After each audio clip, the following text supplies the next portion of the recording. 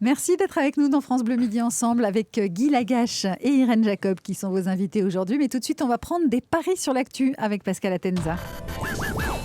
Pascal, alors avec l'actualité difficile de ces derniers jours, vous avez trouvé des infos qui sont un peu passées au second plan. Oui, absolument. Des infos plus légères mais importantes quand même. On en a moins parlé, c'est tout. Alors d'abord, le chanteur Dave qui raconte qu'il s'est prostitué 2 fois. Voilà, on sait ce qu'il allait faire du côté de chez Swan. Alors, cette semaine, il y avait des manifestations d'infirmiers anesthésistes qui veulent une reconnaissance de leur profession.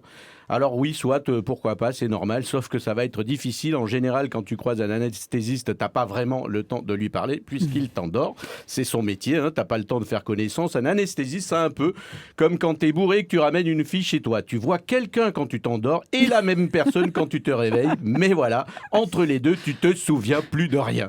Pareil sur le nombre des manifestants. Cette semaine, ils étaient 2000 d'après les organisateurs, mais la police n'a pas eu le temps de les compter. Compter des anesthésistes, c'est un peu comme compter des moutons. Au 3e anesthésiste, tu dors, voilà. Alors, ils veulent également une augmentation de salaire. Et je vous jure que c'est vrai, le président du syndicat des anesthésistes, il a déclaré « C'est une augmentation de salaire qu'on demande depuis 3 ans et on ne voit rien venir. Ça fait trop longtemps qu'on nous endort. » C'est génial quand même. Un anesthésiste qui dit que le gouvernement nous endort. C'est un peu comme si les proctologues en grève disaient « Ça fait 3 ans qu'on attend notre augmentation et on finit toujours par l'avoir dans le cul. » Voilà, c'est pareil. D'ailleurs, ne jamais dire à un proctologue, il n'y aura pas d'augmentation, mais juste un coup de pouce, puisque c'est leur outil de travail, le pouce évidemment.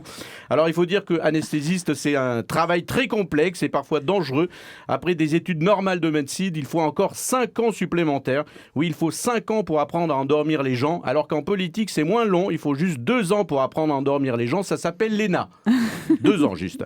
Alors malgré la grève des anesthésistes, les chirurgiens ont quand même réussi à endormir les patients qu'ils devaient opérer. Il y avait 2 solutions, une chanson de Vincent Delerme ou la lecture d'une page du nouveau Marc Lévy. C'est très efficace, évidemment.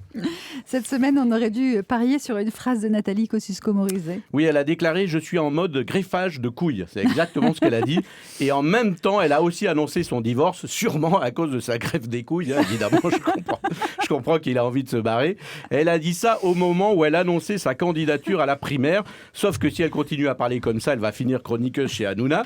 Il cherchait une nouvelle Nabila, il l'a peut-être trouvée. Vous imaginez sa campagne pour la présidentielle en mode Jean-Marie Bigard, NKM met le paquet. Ça fait envie, Et puis ça va être quelque chose, cette primaire, entre NKM qui est en mode greffage de couilles et Nadine Morano qui attend toujours un donneur pour une greffe du cerveau. On va pas s'ennuyer. Merci Pascal Atenza, c'était les paris de Pascal.